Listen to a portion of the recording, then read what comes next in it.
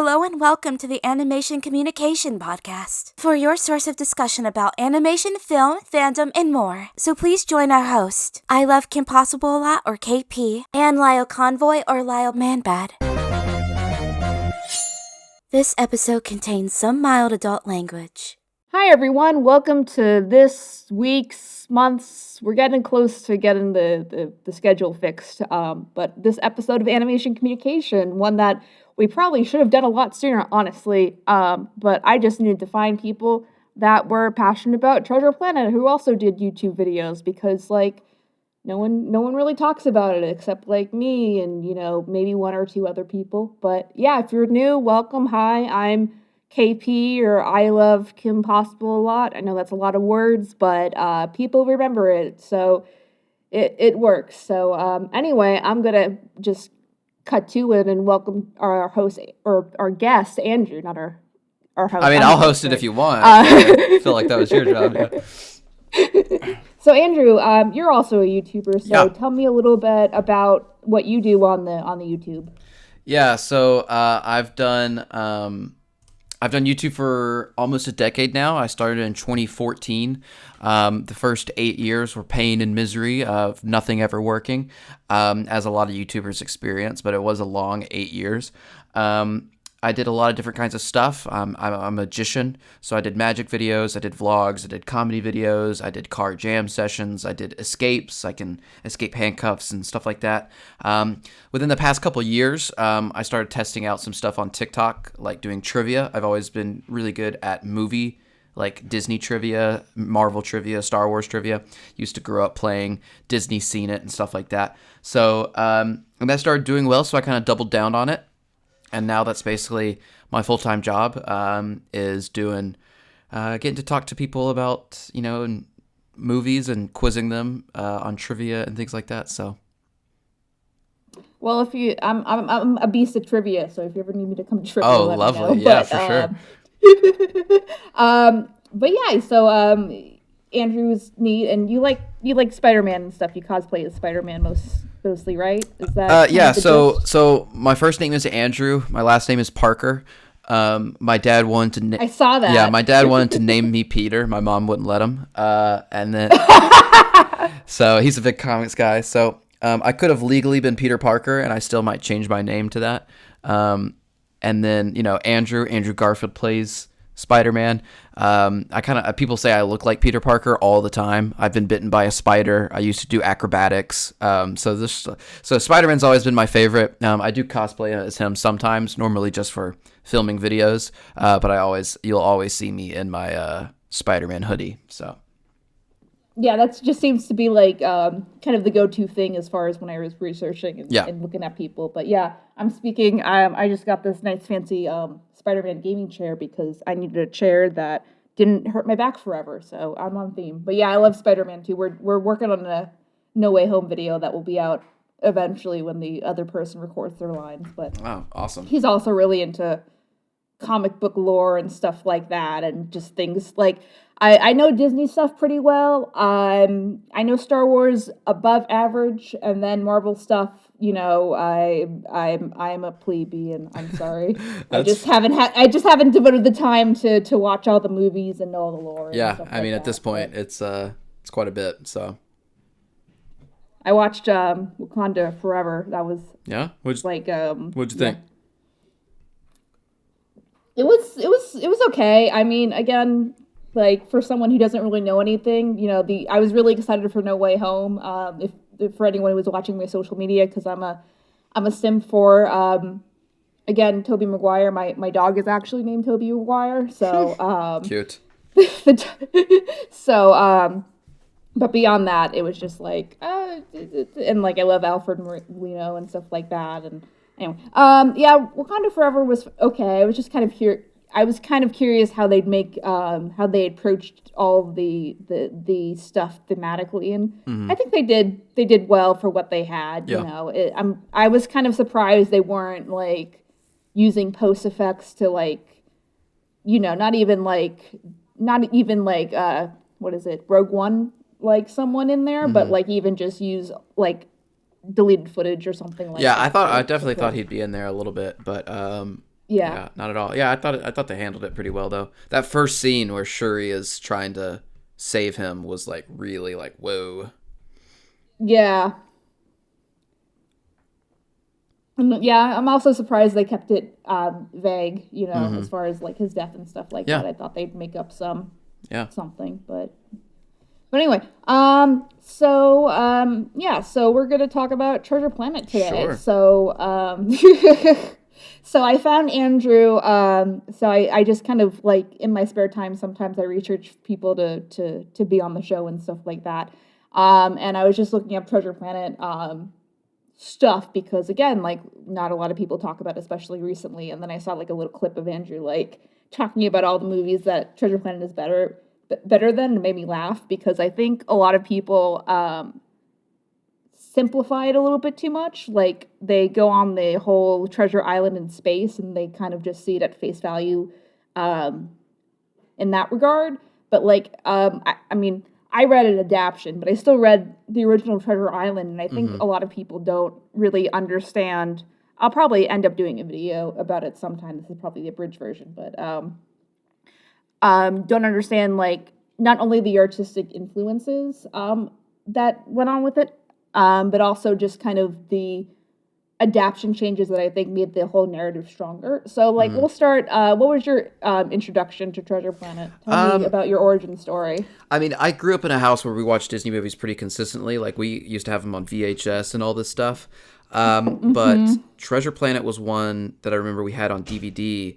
We had like a little shelf with a bunch of DVDs on it, and we had like Sky High, and Atlantis and Treasure Planet. Some of these like early 2000s kind of Disney movies that were pretty good, but no one really talked about a ton.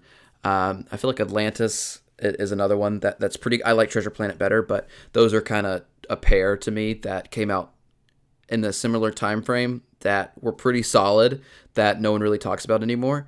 And Treasure Planet was one that I just remember always liking.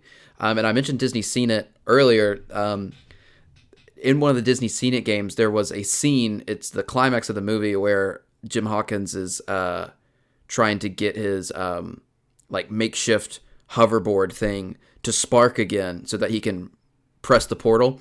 That was always a scene that would come up in Disney Scene It that it would ask a question about or whatever. And I always loved watching that as a kid. The whole him riding that thing around and getting arrested at the beginning of the movie was like super cool to me as a kid. And then the robot was cool. Like there was just a lot of in the cyborg's hand was cool. It was never like, I would never say it was like my favorite Disney movie, but I always remember really liking it. And then when you go to Disney World or anyone ever talks about Disney, you never see it anywhere. So it's just one that I didn't watch it a ton. I didn't think it was my favorite movie ever, but like I have a huge appreciation for it. And I would put it up there because it is good. Yeah, I guess as for as me, I'm in a similar boat. I watched it, yeah, I think to your point as far as Atlantis and Treasure Planet, I think too, I feel like Treasure Planet's probably more in the spirit of Disney versus Atlantis being a more straight up action kind of movie, which, everyone talks about like how sick they are about the Disney live action remakes, and I'm just like, remake those, it would help everyone, So it's right there. It's right there for you. I always who's that actor? Timothy Chalamet or something like something like, he looks exactly like Jim Hawkins, and I can't shake it every time I see him. I don't know if you yeah I can see that. Anyway,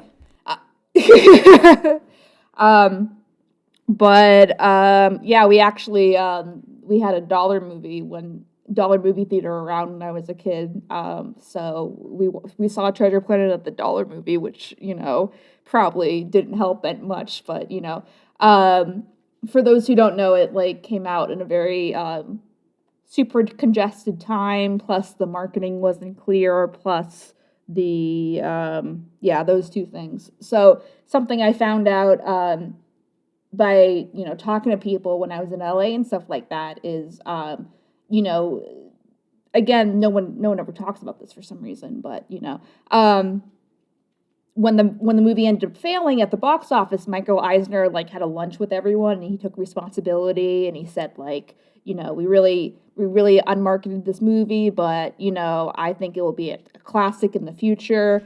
And because there's always been like not speculation, but everyone kind of wonders, and especially with Atlantis too, because I think if memory serves, Atlantis did a little better, but because it wasn't like a smash hit, that they canceled the series and they made it a straight to DVD sequel, if that's what we want to call it. But Atlantis 2 had like a very strong cast as far as like both likability, but they're all very distinct in their own ways.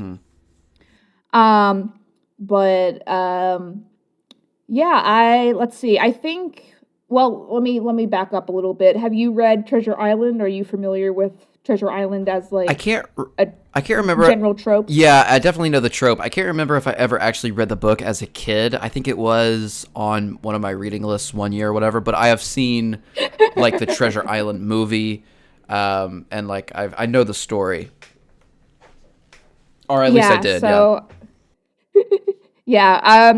I guess the general thesis is that Treasure Island, I think, is most famous for its tropes than anything. Like, finding the treasure. Arg was actually originated from the Disney adaptation, the word Arg. So, or whatever, the pirate talk, whatever. Right, yeah. So, I think, the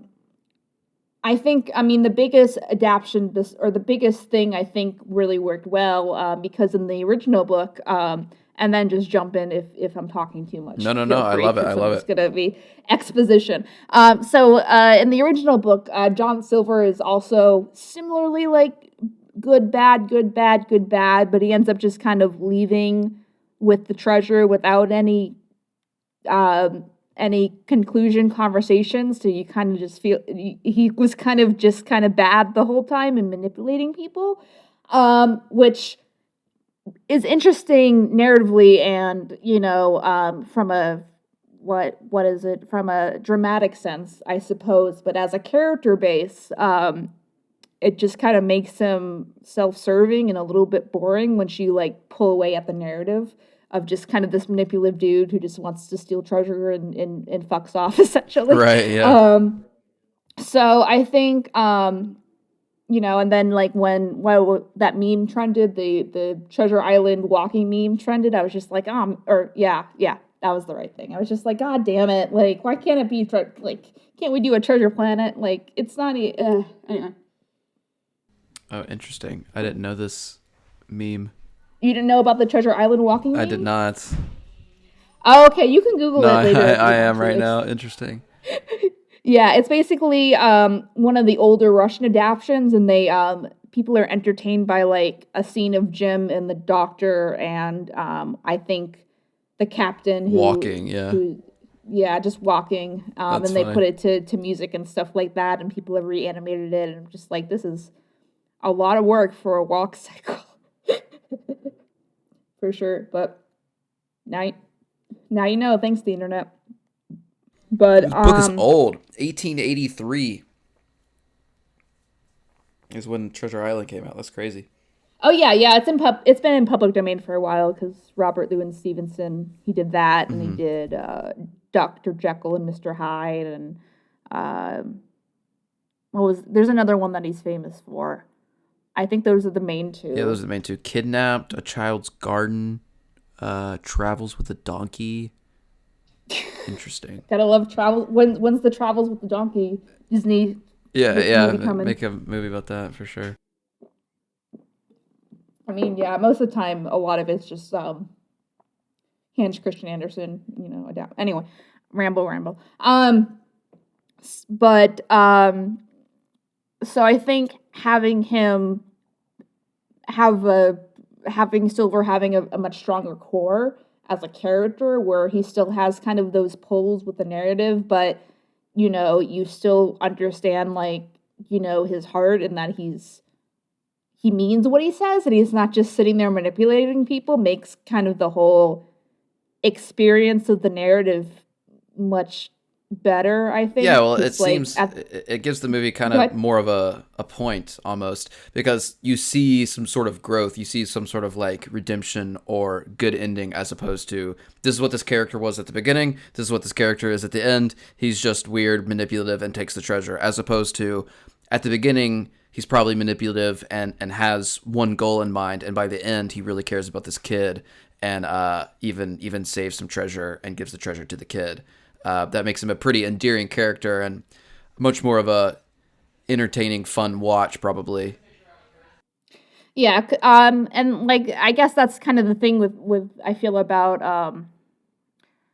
Treasure Island 2 is just like that plus Jim being kind of like in the book he was just kind of like very, good-hearted, just like, just kind of got it sucked into it, but as his own character, he's not really that interesting. But like I think also it has to do with just how writing stories back in the 1800s was a lot different than writing stories now, and having like much clearer character arcs. And like I know like Dickens and stuff are, good at that obviously, but I think a lot of it too is just, what's an entertaining story. And I also think like those cruddy like those love story books, those like romance, novels that old women buy at the store or whatever. Yeah. It's kind of like that, where it's just like, it's an okay story, but like what's your thesis for writing this story? Are you just writing it to make money, or like are you trying to like have some kind of deeper meaning beyond just, oh, they go on a treasure chest or they go on a treasure hunt and they get some treasure at the end. So Yeah, I feel what you're saying. yeah. So well, how about this? Do you have a favorite character, or do you have a character that you want to kind of discuss a little bit more? I mean, I really do like all the characters. They do a great job with all of them. Goodness gracious. Obviously Jim is great. Obviously Silver is great. The villain, the freaking spider thing. Squirt. Yeah, he's great. Yeah, he's probably the weakest part of the movie. If like, he's creepy, but like he's Yeah, he's a good side character. Like he's not meant to be the Yeah. main thing, but like Yeah. as a little side character, he's cool. Mr. Arrow is great. The captain is great, and then and if we're talking just pure entertainment, I always thought Ben was hilarious. Yeah, Ben and Jim, I think, are the ones that are appear in the parks, and like this happened relatively recently, from my understanding. But like, I think they just put a permanent Jim spot in Animal Kingdom in Disney World. Oh, how lovely! So Great. yeah, isn't that like we're winning the war slowly but surely? So Yeah. and then in general, because the 20th anniversary just came around, there's generally a little bit more merch That's good. leaking into the consensus. What is it? So That's good. yeah, I'm trying to think. Yeah, well, I was just gonna say too. It was on my feed on Twitter like a couple of days ago that they just like Loungefly does a bunch of like Disney shit, and I think they're running out of Disney shit because they just released a Black Cauldron backpack and wallet thing, and I was just like, good for Black Cauldron, let's get it popular too again. Yeah. So it's nice to see kind of this, and they've done like Atlantis before. They just did Treasure Planet like the last 6 months. Oh, this Treasure Planet so- Loungefly bag is sick. Yeah, I have all of it. Dude, is it the one where like Silver's like reaching out to the stars and like showing Jim? Oh no, I Oh. think that's new. Can you link me? Hold on, yeah, I'll send it in the Discord. Look at that. Look at that cuteness, brother. That's freaking awesome. Oh man, that's a new one. I need that one too. So good. It's not the most amazing thing ever, but now I guess I gotta go buy some more shit. Yep. But anyway, thanks, Andrew. Yeah, you're welcome. I just hurt your bank account on accident. My bad. Nah, it's okay. Maybe for Christmas or something, because I got the last one for Christmas. No, Ben was always the funniest. I mean, that was another thing. Like in my childhood, my dad really liked a couple of Ben's lines, so we would quote them around the house.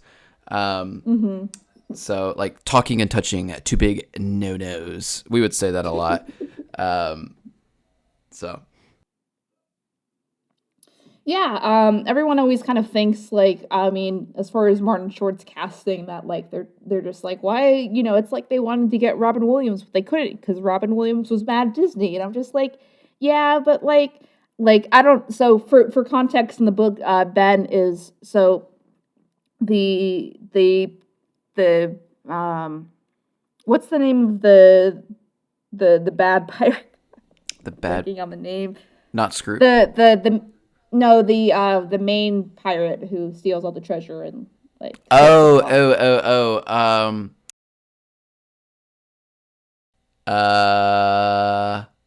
It's not.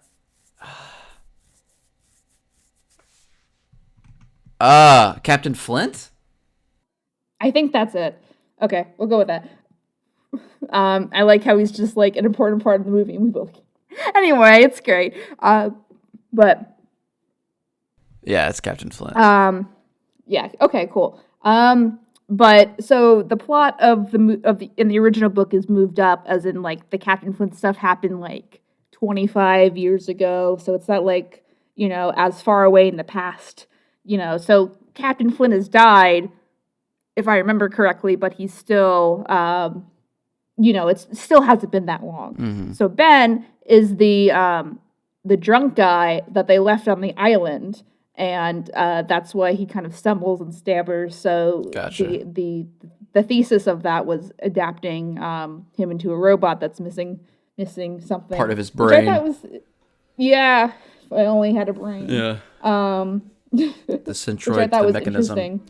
Yeah, that was It was clever. That's clever. And then the way they find his brain and put it back on is clever. And yeah. I mean, he must have been a pretty mean guy for him just to Flint's last wish is like, I'm gonna hold this brain on forever. Yeah, no one can find my treasure. I'm literally gonna rip this robot's brain out. But yeah, and obviously because like in the book, there's not really an explanation for how Flint was able to get away with like doing all the bad stuff, except just being a really good pirate and just. Being doing his thing. So like obviously the movie invented the whole like teleportation, the map, and which is really cool. I always am a huge I've always been a huge fan of the map visual stuff and like how they go through the portals and stuff like that. And it's really I just like the aesthetic too. So like a lot of that just comes down to liking the aesthetic. Of the movie, too. But anyway, if we want to talk about that, I mean, obviously, we can jump into that. Yeah, there's a lot of different things to like about this movie, but one of the ones that's definitely up there is the animation. They do a great job showing space, and like the spaceport is cool. The way they animate the map and the little thing he has that he has to press, and he accidentally figures out, which is the only part of the plot where I'm like, really? There's like 5 kabillion different combinations on this little orb that he has, and he just figures it out and also memorizes it. I've always wanted like a prop of that as my own. I thought that'd be pretty cool. But the animation of that is pretty cool. The teleportation device is cool. It's a really pretty movie. And I think I can't. Where did you find the backpack, by the way? I literally just searched Loungefly Treasure Planet. Oh, okay. I was using Treasure Planet Loungefly, and then it was just looking me the ones I already saw. So anyway, whatever. It's not too important. I can shop. Right. Later. This is a pre-sale. It's expected to ship 6/27/23. Oh, okay. Well, it's good that there's such a demand that they're making more. Yeah, I'm gonna have to buy it just to support. Yeah, like, comment, subscribe. But anyway, the aesthetics are really like interesting and neat, and I think did you have the PlayStation 2 game for Treasure Planet? No. Mm-hmm. It's very good. Recommend if you feel like getting a PlayStation 2 and But yeah, all the original voice actors are in it. That's cool. The actual mechanics are also really fun. So if anyone wants a PS2, like, I'm not just saying it because I like Treasure Planet. Like, it's from the same company who made the Jak and Daxter games, so it has a very similar feel to those as far as double jumping and stuff like that. And Morph can do things like Dexter can help Jak with like specific tasks and stuff like that. But that also obviously that relies on the aesthetic of the movie, but it also kind of expands on a little bit more, and just kind of like I was able to get like a much grander scale of the vibe, I guess, that way, because I was playing the game as well as being introduced to the movie, as Disney marketing would like that order to be. But I think, like, even now, like, with all of the bad CGI that's out there, and even all these bad live action movies that everyone complains about, like, the 2D 3D blend still really holds up and still actually looks fantastic compared to, like, obviously everyone's been shitting on the live action Lion King because of just the faces and just generally everything about it. So it's an interesting contrast, because this is like 20 years ago and they still did a better job than one of their front runners, essentially, and it made all that money, which is unfortunate. But yeah, it's it obviously sucked that Treasure Planet was a flop, but you said there were, obviously there were reasons for that. It was saturated market, like the marketing wasn't that great. Like, there were things that were going against it. I think if it had come out at a different time or was handled properly, it would be up there with every other Lion King, Toy Story, Frozen, Moana, whatever. But yeah, the characters. So I think, I don't know, they just do a good job making all of them interesting, right? So even the small ones, like Jim's mom, we don't see her that often, but like, she is a mom. They do a great job making her feel like a mom, right? She cares. She's working hard for her son. They did a good job with her. The doctor, he's all Dr. Doppler. Yeah, he's also funny.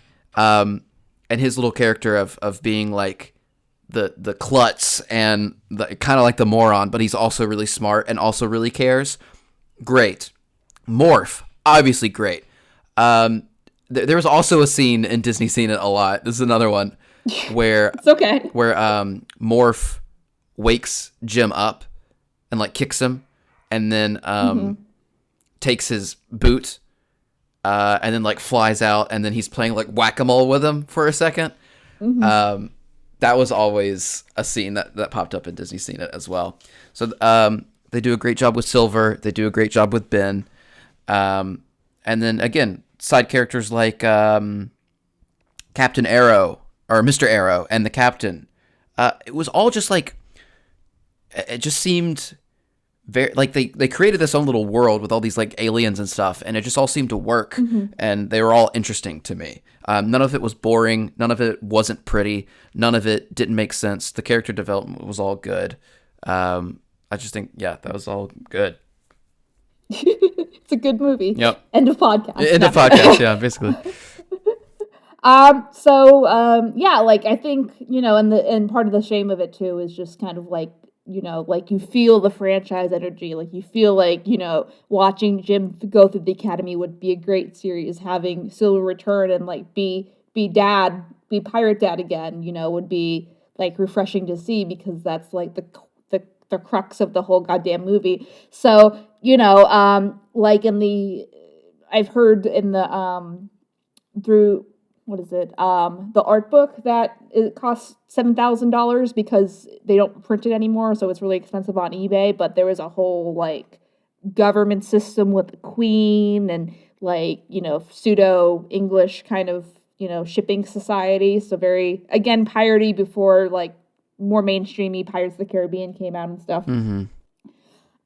So, like, that's the closest we get is the Battle of Frygon game, which is like a ship well, obviously it's a ship game. I was just like, it's a ship game. But it's like a game where you like design your own ship and you like bomb other ships and you be good at the ship. But Silver's VO's in that and he's great. So like if someone wants to isolate that and just like do something with it, I don't know. Maybe I'll get to it. Whatever. But I guess we can touch base on Jim too because I don't think we really expanded on that too much. But like, how did you feel about the angle as far as Jim kind of being edgy teen McEdgy whose dad left him when he was a kid and kind of that heartbreak and stuff? Dude, it's so good. Like, obviously it's bad. Like, it's terrible, but like, because that's like it's heartbreaking. But like, I don't know any other. I mean, it's a trope that a bunch of Disney movies, the parents always die, right? But never has there been like, I guess there has been Big Hero 6, like he lives with his aunt or his whatever, like there's no father figure there. And they kind of handle it in the same way where like he has his older brother, who's kind of like his father figure, and then his older brother dies and there's trauma there. And in the same way, it's not a thing that animation does a lot, where they show the impacts of a fatherless growing up, and like most teenagers act like that anyways, obviously, but yeah, they do a good job like starting you off with Jim, showing you how he is as a teenager, where he's kind of breaking the law in the coolest way possible, might I add. Dude was such a stud. Loved that as a kid. And then you don't really get the full story of why his father isn't there or what happened until the song, which the song is a whole other discussion. But that little montage is great, and it just gives context to why he is the way he is to that extent, why his mother is trying so hard, and why Silver's character is so important, and how both Jim helps Silver and Silver helps Jim. It's freaking beautiful. And the song is beautiful. It's just not something that you see done in a lot of animation movies, I don't think, and definitely not done that well. It was just an interesting story that Disney hasn't told a lot, and it felt fresh, new, important, emotional, and the song will make you cry. Yeah, and I think too, like to that point, as far as the dad disappearing, is I think especially Disney, who's very idyllic, as a fault, as a brand, that making, like, at least if a character dies, it's not anyone's fault per se, unless they're Bambi's mom, and then it's the hunter's fault. But like, if someone like dies of natural causes or something like that, well, yes, the hero is without a role model or whatever, but like, and they might be a little edgy about it, but there's no one really to blame versus, and that kind of makes the hero character or whoever a little bit like cleaner, innocent. Like, I don't know if you know the horse show, but I'll mention the horse show really quick. So in the horse show, in the My Little Pony show, they have a lot, like, it's their whole thesis is friendship and make friends and everyone can be friends and blah blah blah. And it's done pretty sophisticated for the most part. But at the same time, there's never an instance where someone just can't be friends with someone. It's like, at the end of the day, and like. And I'm just like, but life just isn't like that. There's just people that aren't good with other people. There's people that are toxic. There's all different, angles as far as like living a life that, a Disney narrative probably doesn't really digest very well. So to have kind of, because like if the dad leaves, then it implies that there's someone at fault. So it's probably, I mean, by the song, it's implied that it's the dad's fault because he just didn't want to deal with the son anymore or whatever. We don't really have too much backstory. I think the most we get is his name is like,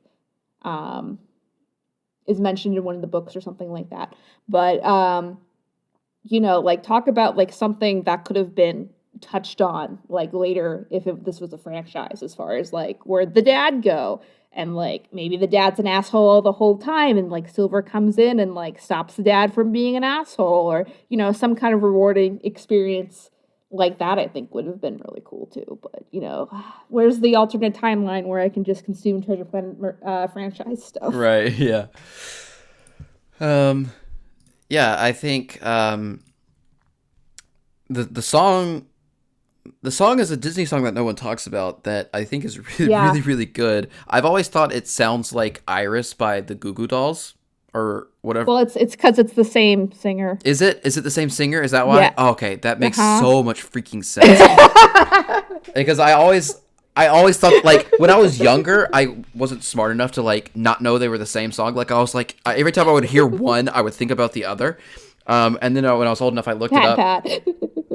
Goo Goo Dolls singer, and then John Resnick. Oh yes, it freaking is, because I know the singer of the song is John Resnick. Wow. Okay. Wow. You just blew my freaking mind.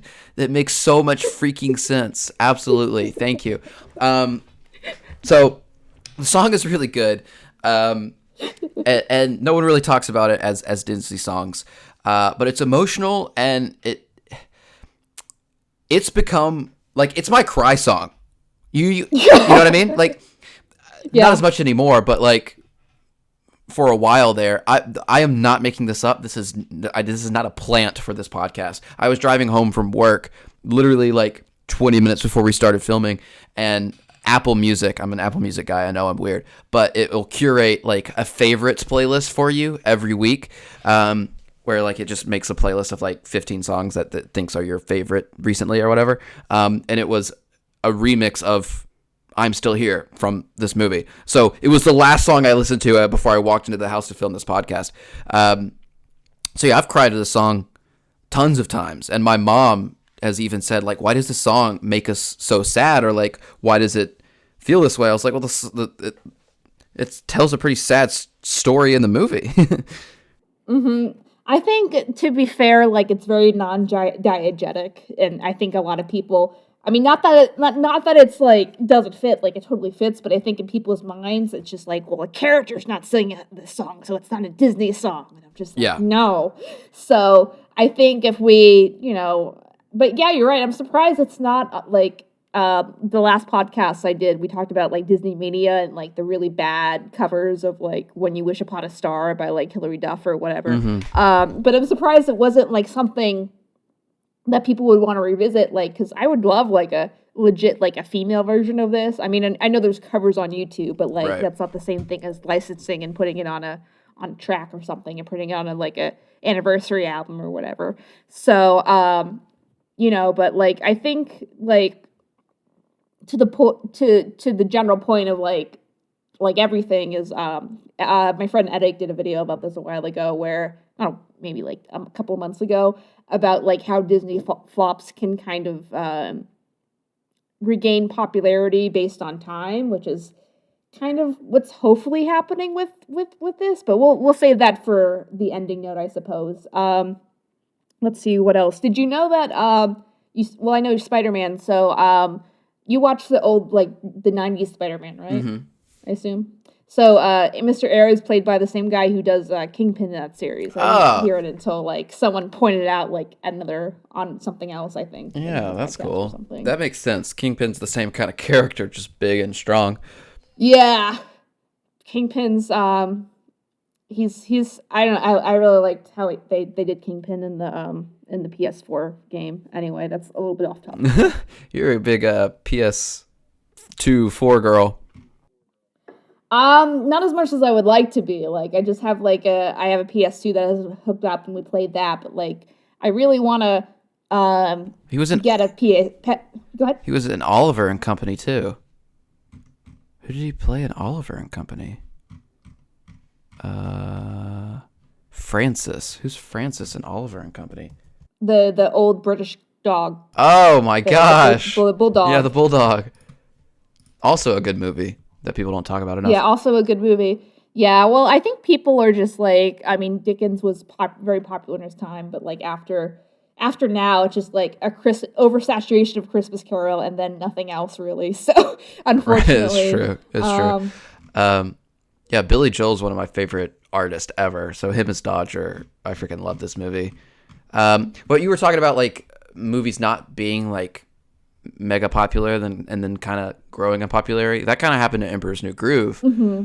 No one really talked about that for a while, and now you see Cusco merch or Kronk merch or Yzma merch pretty much everywhere, which is great because that's my favorite animated movie of all time. It's a good choice. Yeah. And So funny. I'm glad they did the whole series before Eartha Kitt died too, because like that. I mean, the series is a little bit. It kind of beats the jokes to the ground a little bit, but it's still fun to enjoy. I'm not. Is it on Disney Plus yet? Let's see. Yeah, that was never my favorite show growing up because they had the Lilo and Stitch show, they had the Tarzan show. I remember really, really liking the Lilo and Stitch show and the Tarzan show, but what was it, Emperor's New School? Like he was going to school or something? Yeah, that was never my favorite.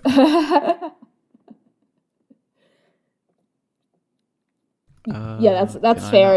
It's kind of yeah, like the school thing was a little bit of a stretch too. I feel like, again, I'm glad all the original VAs came back and it was still kind of had that similar sense of humor, but like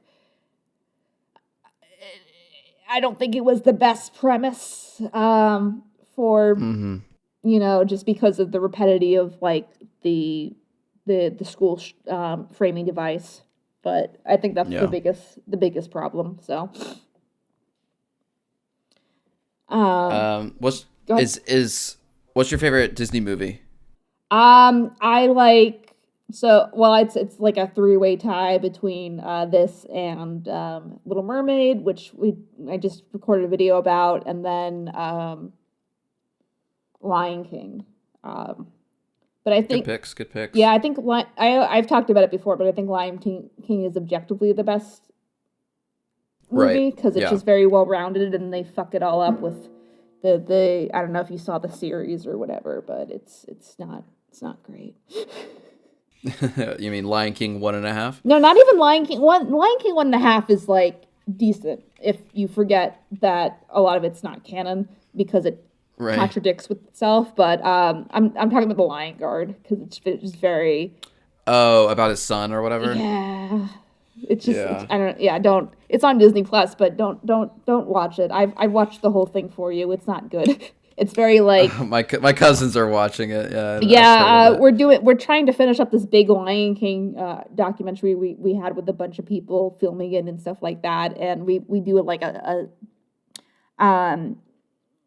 we do a count of how many times. Basically, the plot of every episode is there's these hyenas that are outside the Pride lands or whatever that are not related to the hyenas from the movie. And they come in, and the Lion Guard are like the police, and they kick the hyenas out with the roar, and then they come back in again, and they kick them out. And in the third season, they go on a little adventure that's a little bit better, but it's a little bit also contrived and implies Scar was bad because he had a mental illness, essentially, and not because... All right. Yeah. All right. Just let villains be villains. Yeah, Disney doesn't do villains anymore. Like, what's going on? What's going on? I think there'll be a new villain in the Wish thing, though, right? Wish? The Wish movie. Let's see. Oh. Yeah, that doesn't look interesting to me in the slightest. I don't know why. Maybe I just haven't seen the proper trailer. But, yeah, like Raya, The Last Dragon, no villain, really. Strange World, no villain.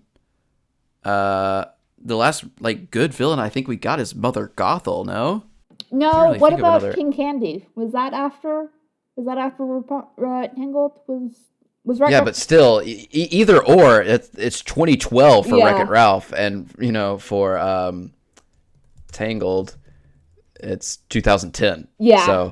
So I mean, You're right. You're totally right. But like, even we're talking about this movie, and even this movie doesn't really. I mean, I guess this movie, Captain Flint is technically the villain, and then you think so, and then and the side characters kind of like Scorp, I guess.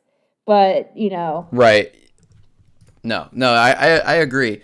I don't think every movie needs to have one, but like my friend plays the board game Villainous, which is all Disney villains basically. Mm-hmm. It has Yzma and Captain Hook and Hades and Cruella de Vil and like all these classic villains that we used to get. And it's just interesting whether it's like a culture thing, a society thing, where like for kids movies we just don't do it as much anymore. Just an interesting thing I've noticed. The villain in Zootopia, does that count? The sheep lady? That's pretty bottom tier right there. Good movie. Not super rememberable, especially this. Oh, there's Bellwether. Mayor Bellwether. Yeah, people will get my drift, but like there was this guy who was in the pony fandom who would not shut the fuck up about Zootopia, and I don't really like that guy. So, I agree with you. It's a good movie, but not the best, yeah. So the clip you saw was on my podcast of me. We always do hot takes. Mm-hmm. So we were supposed to do Disney hot takes. And I thought that would be a good hot take because no one ever talks about it. And I just went through like the last like 10, 20 years of Disney movies and made a list of everything that Treasure Planet is better than. Because it's better than most. Yeah. I feel like too, even like everyone, I mean, it's died down a little bit, but especially Frozen and Encanto, and I'm like, Treasure Planet's better than both of these. Like, I'm so tired of Encanto. Yeah, I think that's fair. I'm so tired of in Frozen. Not that those are like bad, but they're not like great either. They're just like mid-tier, Yeah, no, I definitely agree. I think Frozen and Frozen 2 are both good. I think Encanto is good.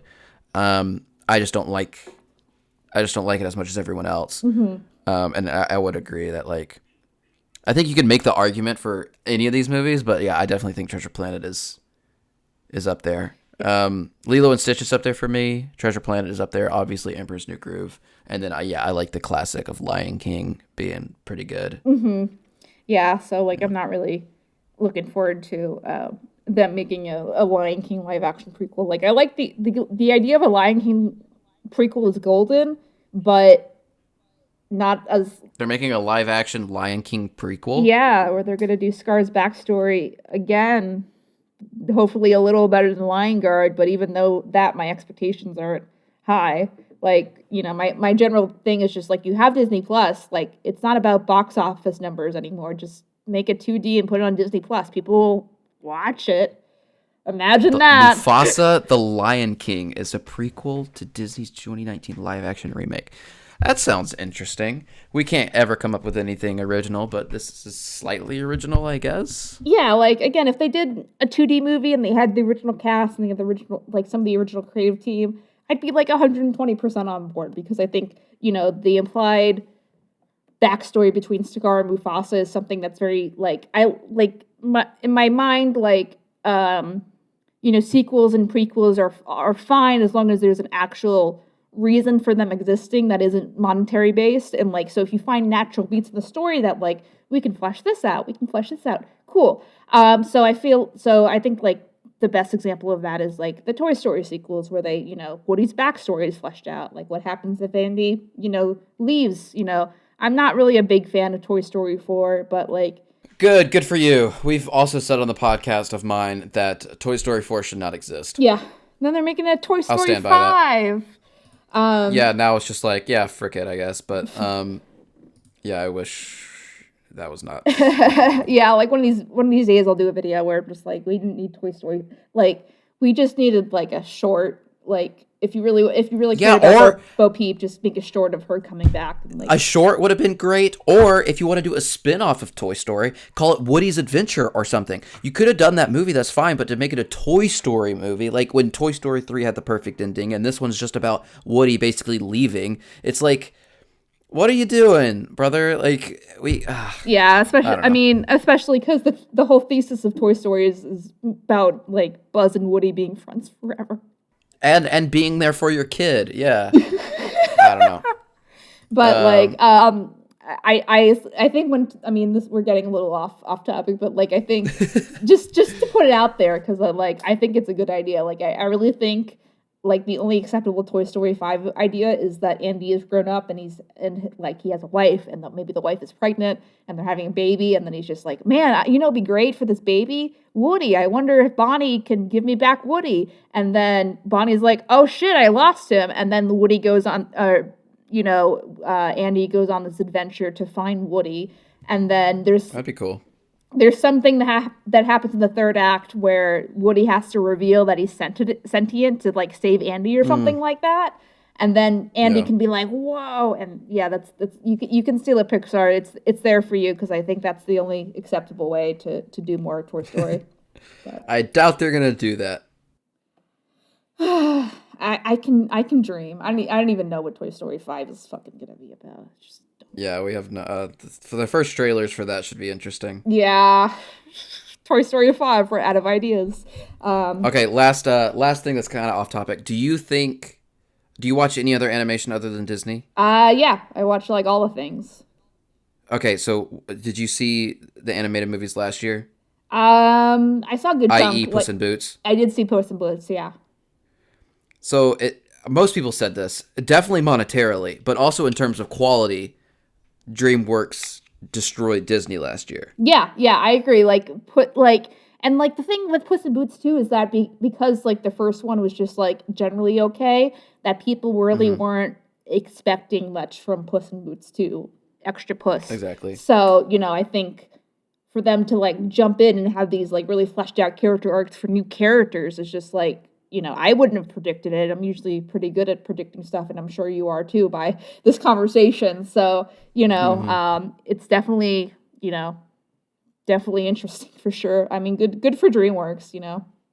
No, absolutely. And they got Kung Fu Panda 4 coming out, which also I don't think is necessarily necessary. I'm a big Kung Fu Panda guy, but we'll have to say about that. But no, it seemed like, I mean, they crushed them in the box office because obviously Puss in Boots was good and no one cared about Lightyear and no one cared about Strange World.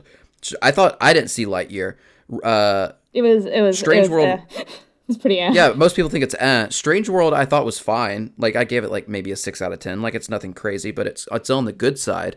But the marketing for that was terrible. Like I went in having no idea what this movie is about, or if anybody cared about it. But yeah, Puss in Boots was better than all of it. And then they also released Bad Guys last year, which I didn't see, but a lot of people liked. So it'll be interesting to see what happens this year. Yeah, for sure. I mean, I think a lot of that stuff just comes down to timing, but I think like, it's just a lot of safe bets and oversaturation. Like, I can't stop shitting on this new Little Mermaid. Not because of, the obvious stuff. I meant to ask you about that. Not the obvious stuff, but just like, I mean, I'm not a fan of it anyway because there's just so many aesthetic changes. So like even like again, not the obvious thing, but like the sisters are totally different as far as I think like they're different. They're new characters. Like they're all renamed and they're all redesigned and stuff like that. And then just the same old like Scuttle's played by Aquafina now, I guess. Okay. Oh, are you serial? Are you serious I'm right now? super serial. Dude, how does Aquafina keep like getting into all of this stuff? She just like sneaks her way into like so much stuff. Yeah. I don't understand it. So I mean, I'm hope like it'll come out and then people will complain about it and like finally I can hate it without having it be about racism. So, Without everyone calling you a racist. yeah, like I did a video where I'm just like, well, this is fine, but I personally don't like it because I love the aesthetic of the original movie and they're changing all the aesthetic and that's a very artistic, interpretation. But, it's just, I don't like change. I just want to like, and to be fair, like I think developing the sisters is a very good idea and like an idea that I've had in the back of my head like forever, like because we get I think one or two episode like one episode in the series about on Andrea, I think she's the blonde one.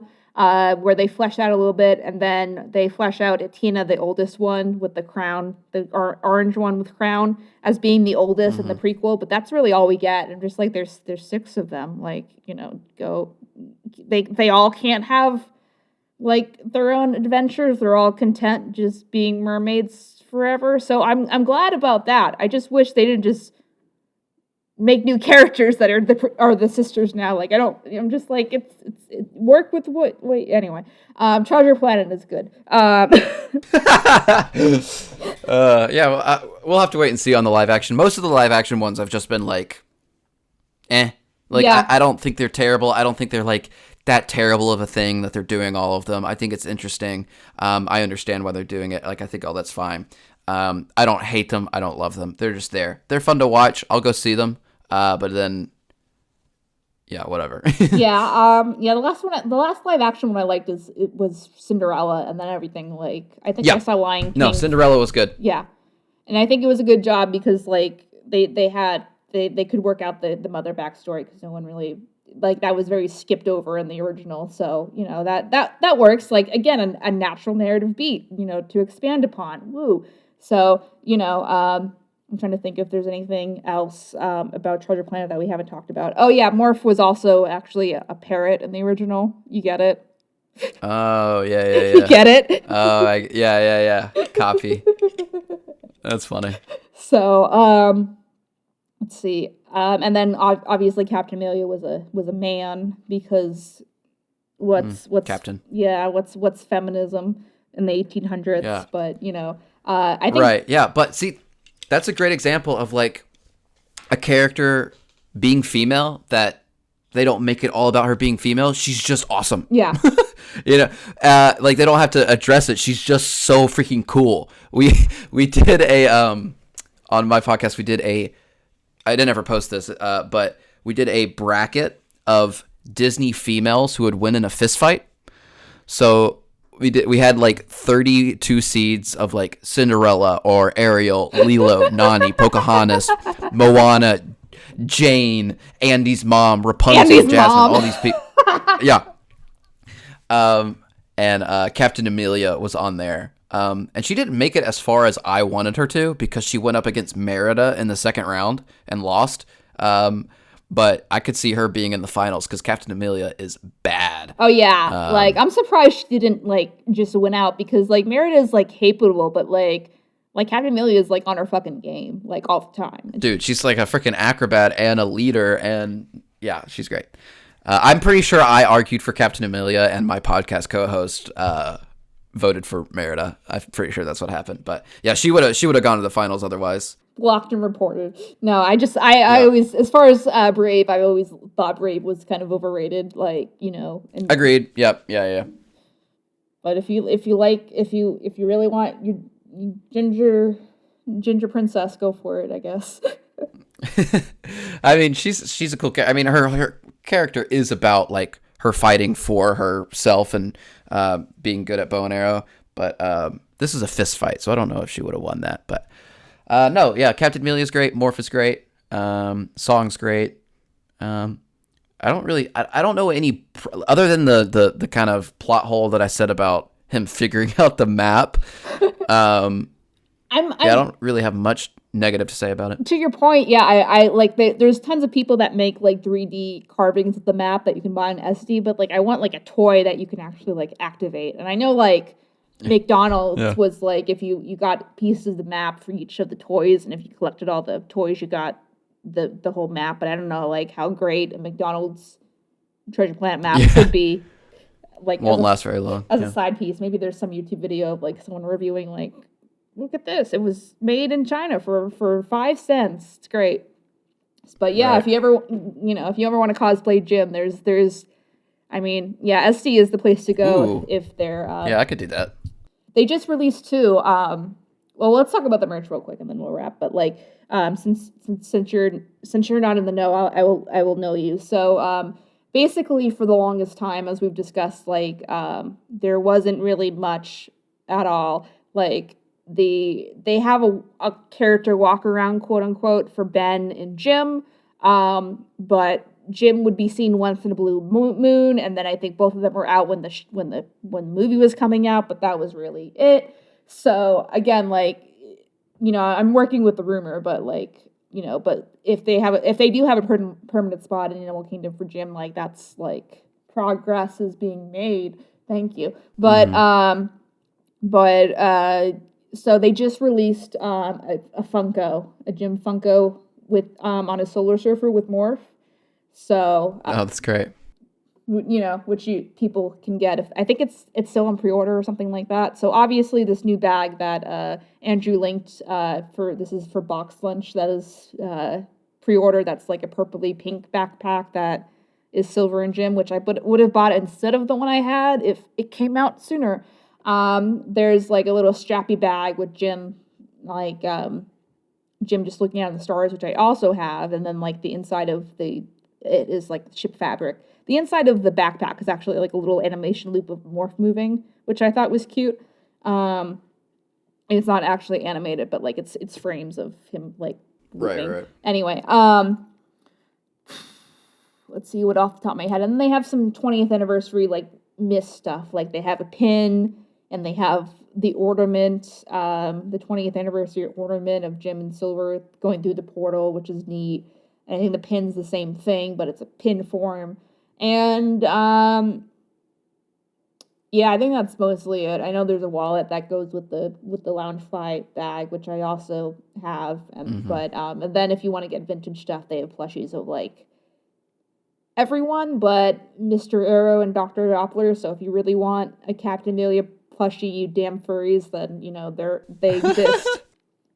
But yeah, she's really popular with the furries, I guess, and I do a lot of cons, and I just see her a lot. Yeah, I see her a couple times. I saw a couple gyms at the last con I went to too, and I was really, really happy. Yeah, I always see Kita, and I always see a lot of times I see obviously Kim and Shigo, but I'm just like, right, you know, guys, like I get it. Those outfits are easy, but like the cosplay, I saw one Dr. Draken once, and I was very satisfied with that. But yeah, that's cool. I always see a little bit like of them. But yeah, so I guess back to my ending point. Before too, like you mentioned too, you saw the Reanimates. I was gonna see what you thought about that. Yeah, I just thought it was a really cool idea. It kind of brought together a bunch of artists and talented people to kind of show off their talents, but also celebrate this other wonderful piece of animation that is underappreciated.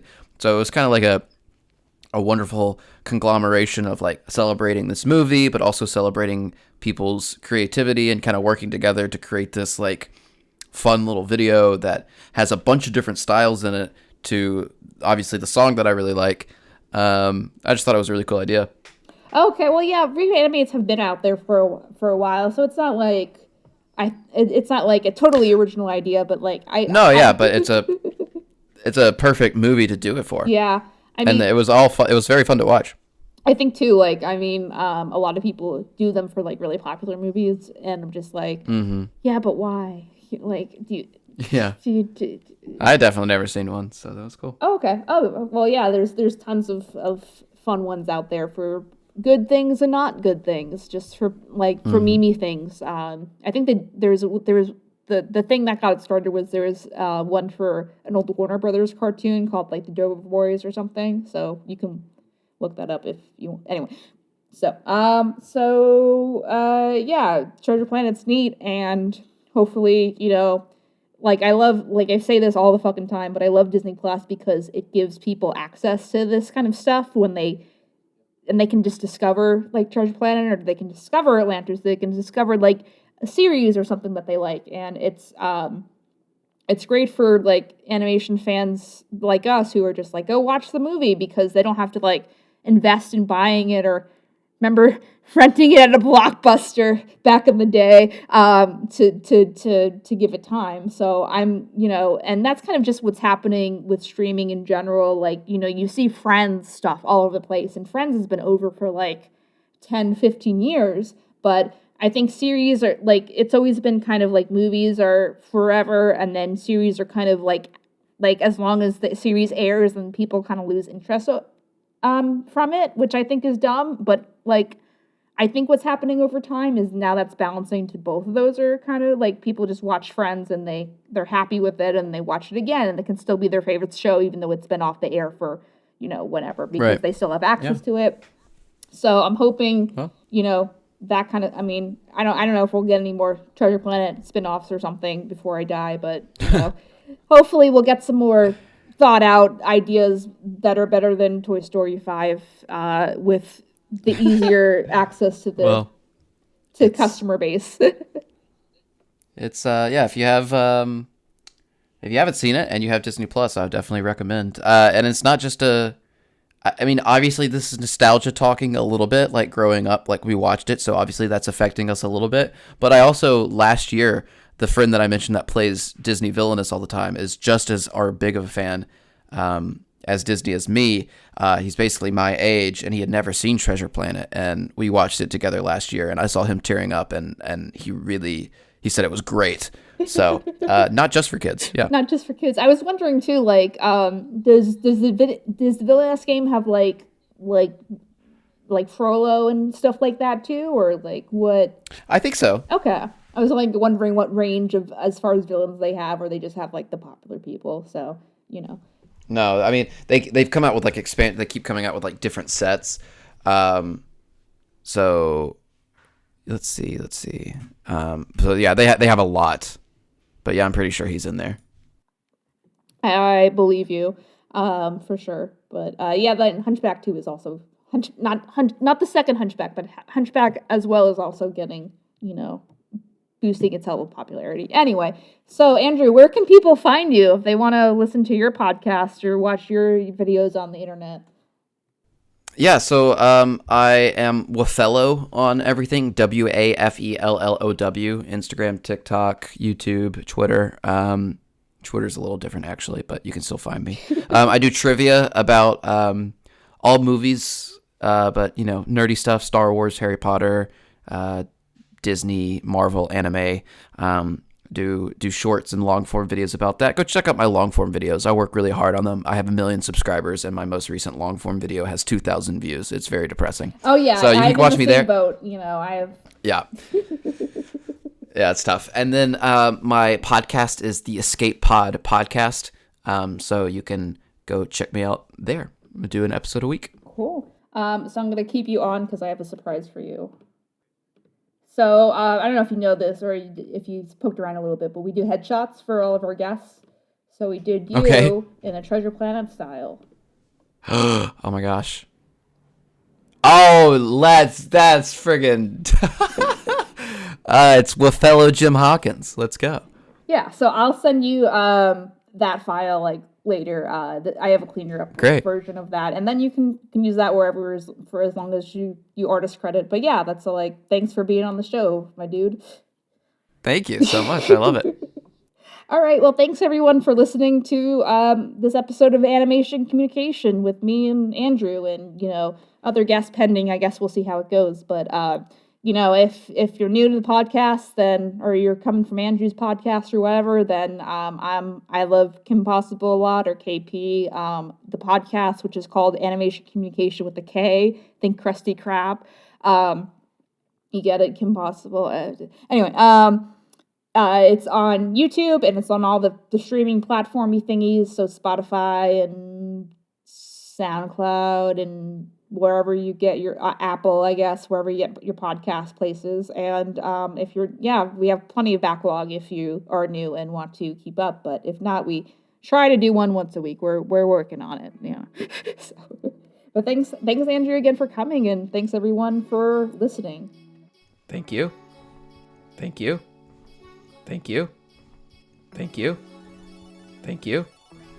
Thank you so much for listening to Animation Communication on YouTube, Spotify, or your favorite podcasting provider. We are really hoping the show makes a difference in how people view animation, as well as media as a whole, as well as giving and providing advice for people all over the world who like and want to join the animation and media industry. If you like what you heard, please remember to show support by giving a like, a follow, rating those 5 stars, as well as subscribing to our main I Love Kim Possible a Lot channel on YouTube, and turn your notifications on. New episodes of Animation Communication come out every Wednesday at 6 a.m. EST on podcasting platforms and 4 p.m. EST on YouTube. You can follow the podcast on Twitter, Instagram, and TikTok at the KP Podcast for information on upcoming guest episodes and more, as well as our hosts KP and Lyle Convoy at I Love KP a Lot and at Lyle Manbad on social media. I'm Lucy, and thank you for being a part of our community. See you next time on Animation Communication.